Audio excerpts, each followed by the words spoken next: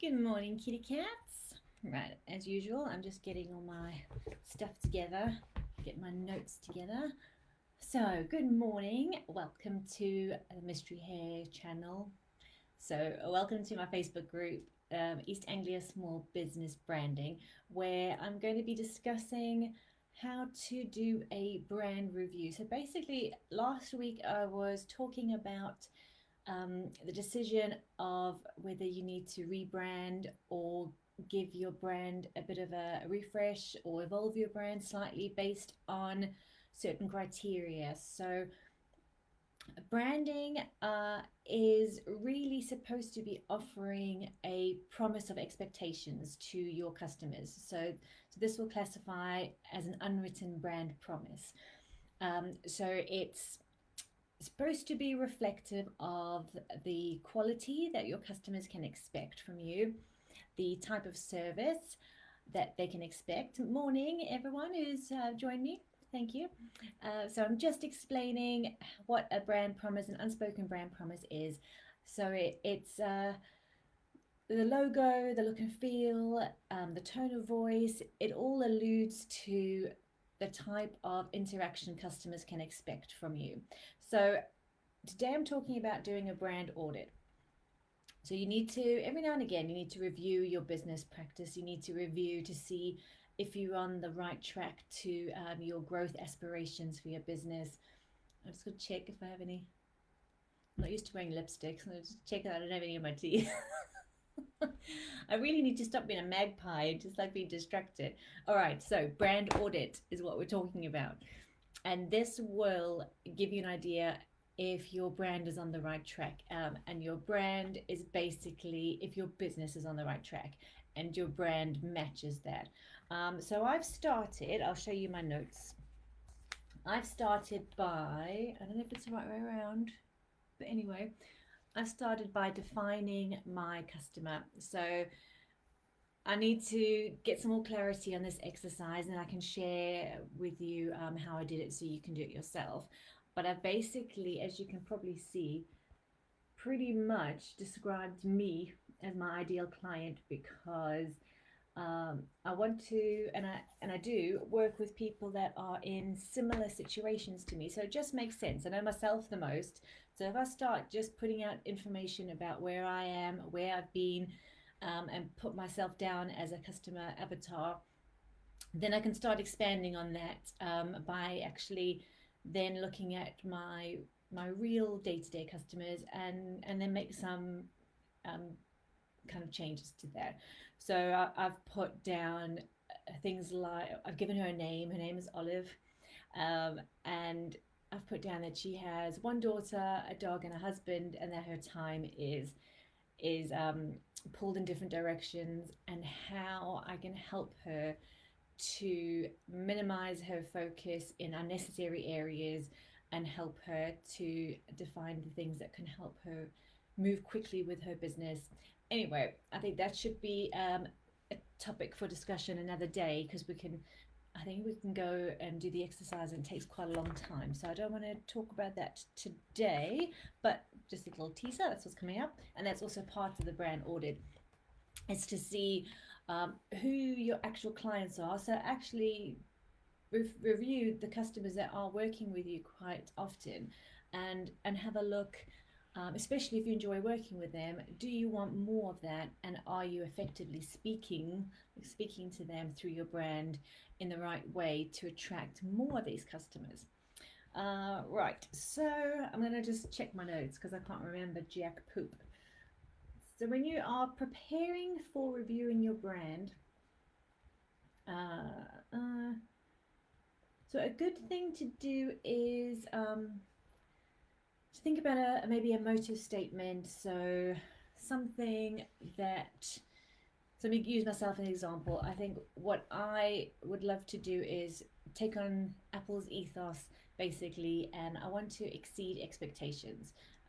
So I want, when I'm working with a customer, I want them to be really pleased, and I want their business to truly be affected by how I help them. I want the work that I do for them to like really show results because obviously then I'm doing my work well. So what that means for me is I need to be thorough. So I need to do perhaps even more than a customer might exceed the expectations. I'm just saying it again in a different way. I also want to maybe follow up with them and check, um, has the work I've done given them any results? If not, then it's a two-way kind of relationship. So are they doing their part to make the work that I've done successful, or are they just relying solely on my work? Because the services I provide with branding and graphic design and logo design, all of that stuff, is not a one-way street. It's not me just saying, well, here we go, whatever you put it on is going to reap rewards. It's not like that. It's a strategy that needs to be implemented within their business. So I think for me, making sure and measuring my success is my measuring someone else's success. So I need to get hold of them, maybe have a chat saying, oh, how's it working? Have you seen any results? Has it made your life easier? Has it shortened some of the stuff that you don't have to do? Has it lessened some of that? Has it simplified your working life, basically? So a good place to start is to basically define what your motive statement is going to be. What is the thing that's going to keep you as a business driving and succeeding and moving forward? And then, like I've spoken about before, I base my branding on a brand personality or a set of core values. I strongly believe, and this is not what all branding specialists or graphic designers do. This is the route that I'm taking, that I want to base the services I provide on human to human interaction. So I want it based on some emotive things, because you've seen with brands like Apple and brands like Coca-Cola, Apple is more like a movement that you're a part of. You're part of a group of amazing people, and then Coca-Cola is just this exciting, vibrant lifestyle, and that has strength to it. So digging deep into emotional reactions and building relationships, and working with good ethics, and portraying those ethics to your tribe, which is like your set of customers that have the same beliefs as you. It has a lot of gravitas. It has a lot of weight. I think I said gravitas wrong. I said very harsh. So the first things you need to do is to sit down and define, what is my motive statement? What are the things that are going to be driving me and energizing me on a daily, weekly, monthly basis to keep on persevering with my business, even in months where it doesn't feel like it's going anywhere? And then again, set your brand personality and core values. So I've said this before, and I'll say it again.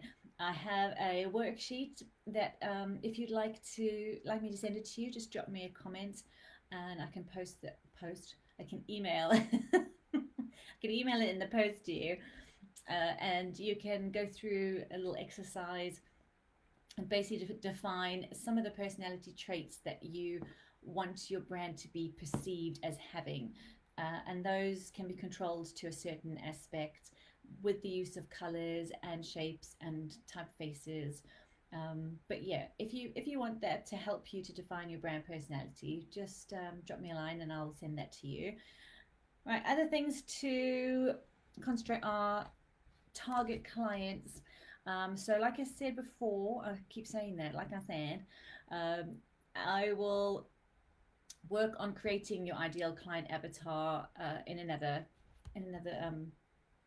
what is this, live? I'm doing it again. And we can kind of get down to some tactics on how to do that. Now this is a lesson that's taken me a long time to learn about target clients, because at first it's all about the work for me, and I love certain types of work. So for me, an instruction booklet would be the ideal job, because I love the whole challenge of creating a big set of text into a beautiful readable document. So that's about the work, but there's no real substance to that. The work is amazing and the work is fun, but what am I achieving by just chasing the work? So what I need to do is to define, well, if that's definitely the work I want to do, then I need to be targeting clients that perhaps want annual reviews or annual reports doing, because that's the type of thing. Maybe it's corporate jobs that want just loads of training booklets created, which is all well and good. But then I start thinking, but is that the kind of client I want? No, the work is all very like nerd joy, but that client base has comes with its own set of challenges. And is that where I see my value being placed? Like, do I want a really long relationship with a corporate client, because that is really difficult, and I've worked in corporate pretty much most of my design career, so I know that I get the most gratification and joy out of working with people that are similar to me, so that's small business owners that are just trying to achieve their dream. So that's when you start thinking, okay, this is where the value comes into place with creating your ideal client avatar, is because when you weigh up the work that you want to do next to the people that you want to do it for, you kind of start seeing where things are possible and where you can start creating a life filled with joy and just feeling gratified and satisfied is the word I was trying to think of, with the work and with the people you're working with. So let me sum up because I've waffled on again as usual. So we're going to be looking at your brand personality, your mission statement, and your target, your ideal client. Warning, I think the dog is about to bark because Jason's leaving for work in a minute. Then you want to start setting things like your growth goals. So defining where you are now. So let me give myself as an example. I've gotten to a stage where I have a really lovely schedule where I'm revolving work. I don't know if that's the right term, but basically, I am making time within my busy working week to do things like this, which is self promoting my business in order that I don't have feast or famine. So I don't have really, really busy periods and then nothing for ages. And so that's important when you run a business. One second. I'm on a live. Bye. Seriously. There you go. It's chaos as usual. All right. So where was I? Yes. So you've got to set your growth goals, and these are your business reviews that you have to do. You have to see, where am I now, because you can't really plan where you're going unless you know where you are right now. So at the moment, I've got a good schedule of revolving work, getting myself self promoting myself in order to get work, constant flow of work. That's what I was trying to say. So now my next stage, my growth goal would perhaps be, I'd like to get more food and drink industry clients. So my growth goal is going to be that it's going to be to gain more, to gain slightly larger businesses, so that I've got a good selection of like income streams. So I've got the small business owner. I want to get maybe some more medium-sized businesses, and then create like a passive income. And so my growth goal is to attract more food and drink businesses in the local area. So that's going to be my growth goal. And once I've defined it, then it's like, okay, so how do I go about achieving that? So it's important to sit down and write down a set of growth goals for your business. Now, I know I'm talking a lot about kind of reviewing your business, but this all comes into reviewing your brand. So stick with me. I've got a lot of other things down here. Hold on, I've lost my place. Right, the running of your business is going to have things like the customer experience. So it's good to stop every now and again and to think, if I was a customer to me, if I was my own customer, would I enjoy the whole process? Would I enjoy the way that I'm spoken to by myself? It's like a time travel kind of conundrum. How do I want them to have an experience? If every person that I interact with, whether they're a customer or not, is a potential recommendation. So I've got to think of every interaction as a possible customer in the future, even if it's not that particular person, they might actually tell somebody in their circle about me. So, how do I want my customer experience to be defined? So, for me personally, I want to talk to every customer as though I've known them for years. And like I said last week, the trouble with that is sometimes I forget to ask how they know me, and I never know actually what self promotion has worked. So that's going to go on my review list to try and build more of that in and be like a profesh. Right. So defining your customer experience will ensure that you basically deliver that. So putting something like that down. Um, Automations to enhance. So what this means, and this is a really good one, uh, especially as self-employed people, solopreneurs, whatever we call small business owners, we are used to doing everything ourselves. So this becomes tricky when you're starting to think about your growth goals and how you're going to expand your business, how you're going to move forward.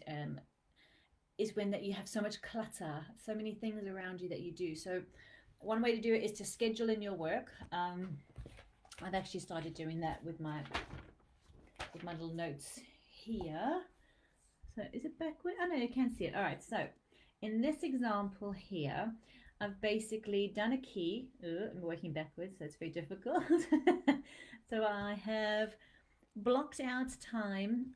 I mean, this is just like an ideal schedule. I've blocked out time to focus on emails.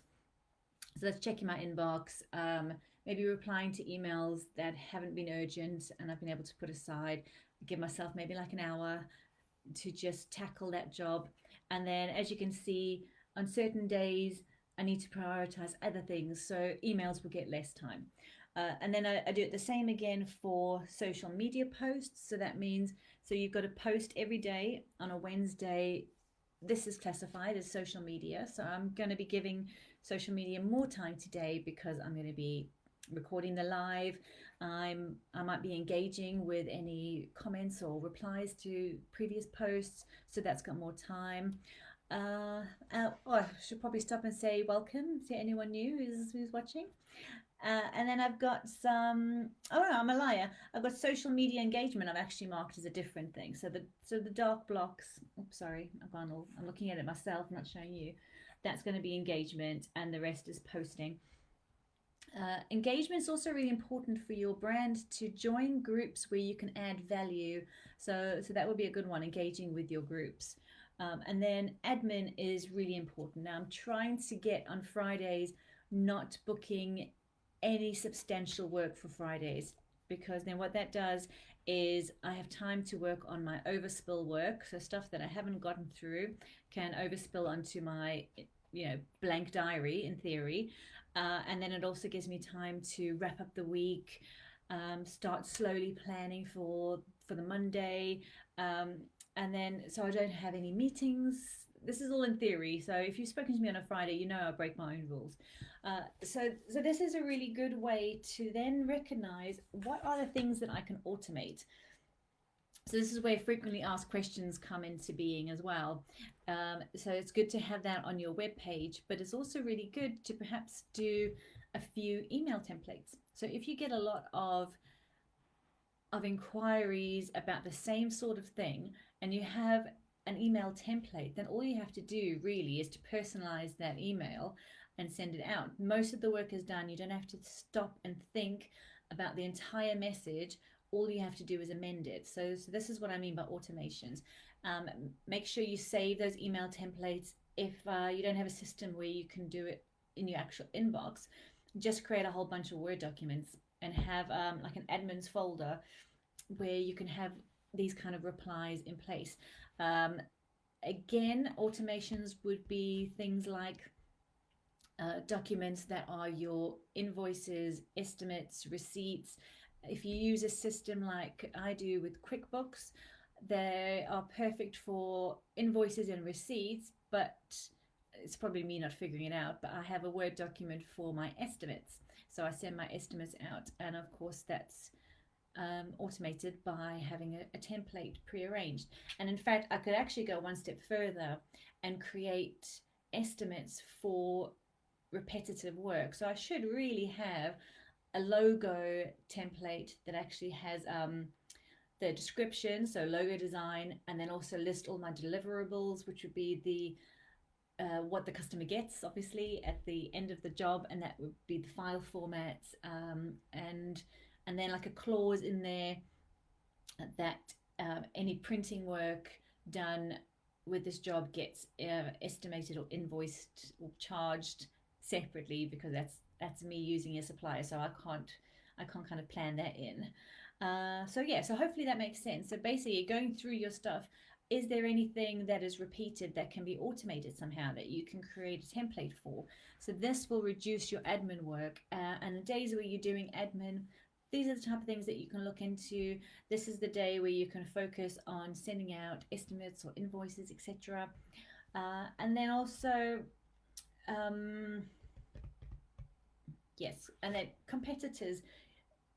When you review your business, I know in the beginning when you get your stuff branded, it's a good time to then look at your competitors in your local area. Competitors can also be companies that you aspire to be like. So one of my competitors would be maybe Urban Decay or Benefit Cosmetic. They're not a direct competitor to me, but the reason why they're in that category is I want to look at how they do business, because they're a successful business. So I want to look at them and I want to emulate the good practices that they have into my own business. Just because we're not in the same industry doesn't mean that I can't learn from them. So this is what I mean by competitor. And it's good because as your business changes and grows and you gain more experience, your competition is going to change, because you're not going to be competing anymore with a freelance graphic designer like I would have in the early days. I'm now competing potentially with actual agencies, because my level of work is at that standard. But the differences that I can recognize is that they will have staff where I don't. So how can I compete with that level of service? And then I will start looking at perhaps virtual PAs, uh, outsourcing, so getting like a team of trustful freelance service suppliers around me that I know I can always rely on should the work be too much and I need to kind of spread out the love. Okay, so these are going to be the elements that create the soul of your brand. So this is how you're going to start building an emotive relationship with your clients. Right, so I will fill you in into what we're doing next. The reason why this stuff is really, really important is when you start defining your your soul, then that means you can start then portraying your soul, if that makes any sense. You can start working on, well, this is who I am as a business. This is where I want to be. We kind of put that all together, and does my brand accurately reflect that? Like, are people getting the right perception? If I want to be perceived as a high quality but small business that cherry picks their clients, which is basically where I am now, does my brand reflect that? And honestly, it most likely doesn't, because I know that my website and my branding is all a bit quirky, but that reflects my personality, and that's going to be reflective of the customer experience. So when customers contact me, they're going to expect a level of, I hate to say like uniqueness, because I'm not like anything special, but they're not going to get the standard cookie cutter customer service from me. And I feel that that's accurately portrayed with my logo and my website. And basically, it's about reducing the disconnect, reducing, not reducing, like reducing. And so what you want to do is your unsaid brand promise, well, my unsaid brand promise is going to be, when you contact me, your work is going to be done at a really good level, because I'm super thorough, which has downsides because it means I never know when to just stop, which is why these videos always go on forever. And there's going to be a bit of quirk. There's going to be a little bit of a customer experience journey that's just a little bit wacky, because I can't help it. It's who I am, and it bleeds into everything that I do. So this is why I say reduce your disconnect by creating a brand that is reflective, I can't talk, of your brand promise. And your brand promise is going to encompass all of this. Because if you have a logo that you design, or that your cousin's, neighbor's, sister's, niece designed maybe 5 years ago, you're going to be in a completely different place now than what you were. The joy could be, the surprise could be that actually your logo is still reflective of who you were 5 years ago, and you've actually managed to maintain it. And you might have had a really classically perfect logo created for you in the early days, and then that's really rare. As we saw, I don't know if you saw my blog from last week, but I basically broke down Coca-Cola's brand evolution. And as you can see, they were lucky enough to find their groove and their thing back in, I think it was, like, what was it, like 1900 or 1902 or something. So they figured their shtick out early doors, but that was only after they had, I think it was about 3 or 4 unsuccessful logos that were completely different to what they have now. And the entire product changed because it started out as a medicinal, um, medicine to help with headaches, which is hilarious because it's got caffeine and sugar in, but maybe in those days it had cocaine, so I don't know.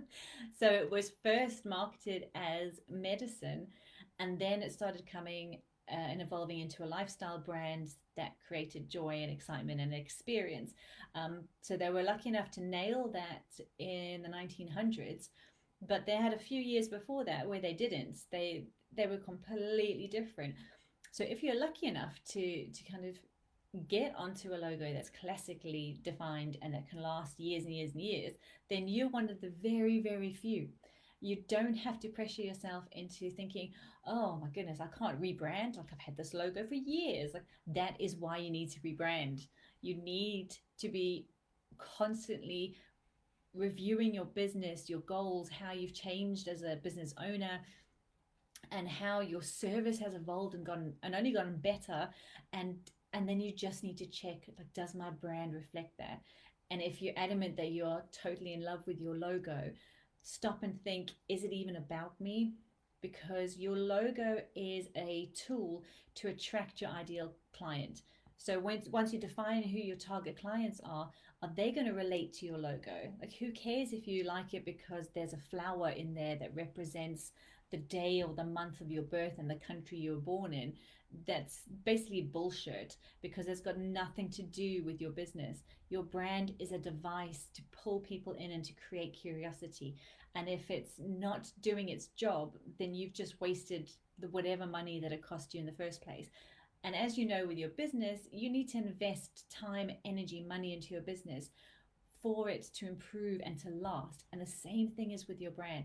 That's exactly why you need to review your business and review your brand as an offshoot of that, as a way to talk to your ideal customers.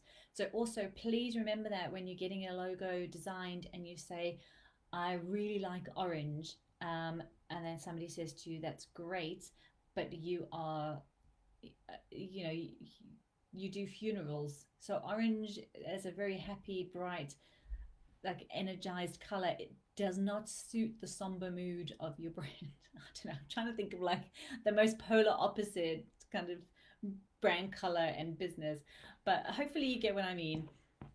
Right. So going forward, I'm gonna do a blog. I'm gonna do a blog. Can't talk.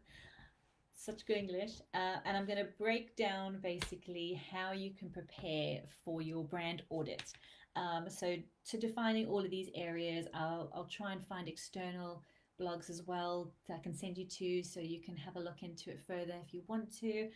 And then, so that's about creating your soul. So creating all of the bits of a person that's on the inside, that's part of your brain, that's part of your experience. And then we're going to start hopefully moving towards the external. So how is your brand reflective of all of these things that you want to achieve and that you're working so hard to deliver? So other things coming up, I've done like a whole bunch of notes. So let me just see Yeah, so then we're going to be reviewing things like your marketing collateral. Um, does it consistently represent your brand? So this is a big one. The consistency is something that grows trust. So this is why I keep banging on about it. You need your brand to be represented in the same way consistently across every customer facing platform. And I'll explain what that means in more detail. It doesn't just mean exactly the same on everything. You are allowed some creative freedom, and I'll explain that in Facebook Lives coming up. Perhaps a type of visual communication that you need to focus on having. So that would be things like any kind of printed material, business cards are still valid, your logo, your identity, how you appear on your website, how you write in your blog, social media platforms. And then we will start looking at the kind of growth goals that you have. So let's see. So mine would most likely be like I said, I'm gonna want to try and get more food and drink businesses as my client base. Um, so what does that mean? Does that mean I want to increase sales? Of course I do, because I'm getting uh, like a larger client base, not larger as in more, but larger as in their own businesses are bigger. So they have different challenges and needs that I can meet. Do I need to hire staff to achieve that? I'm going to say no, but I do want a close collaborative circle of people that I can recommend or pull into a project. So that's the type of thing that I'm talking about. Maybe one of my goals, and it's going to be, is to create more brand awareness. So how am I going to do that? So I sit and I kind of plan that out. So this is stuff again that I will be talking in this series. And then also how a brand reputation is created and maintained. So this is very important, consistency, and how to do that. So let's just double check I haven't missed anything.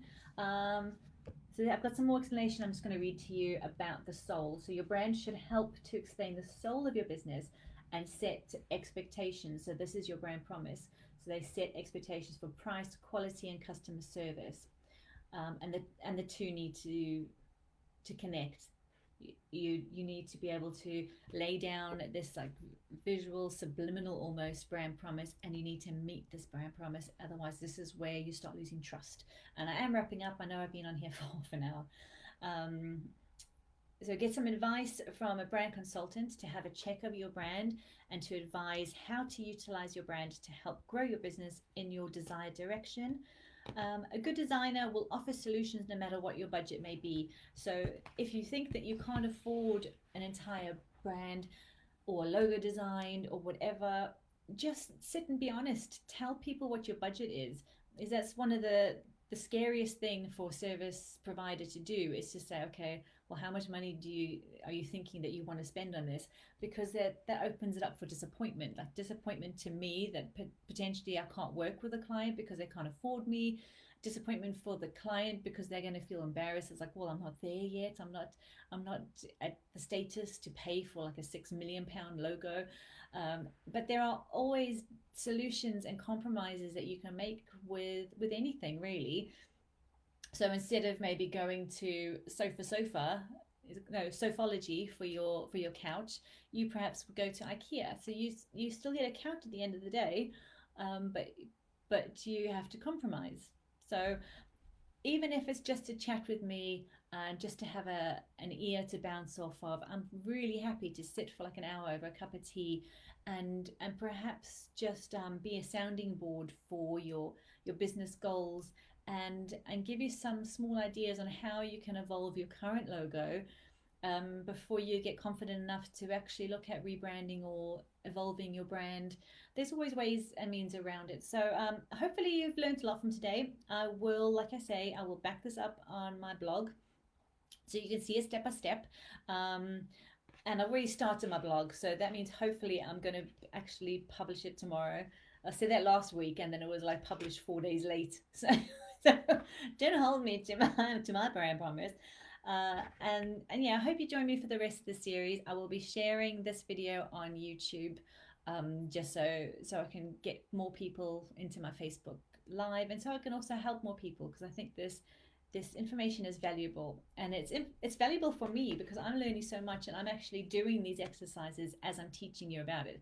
That's the great way about learning is if you share your information and you teach others, that's the best way to learn. So thank you again for joining me. Sorry it's gone on so long, but I think this stuff is important. There's no way that I can kind of sum it up unless I talk about one point at a time, which might be an option going forward. We'll see. But yeah, thank you for watching. Contact me for anything. If you want to have a cup of tea, if you want to socially distance in my new studio, which I've now put. Thank you, Ian, for my picture. I've hung it up in my office, pride of place. And that's it. So thank you. I'm on my day. I'm very excited. I've got loads to do. And see you soon. See you next week. Bye.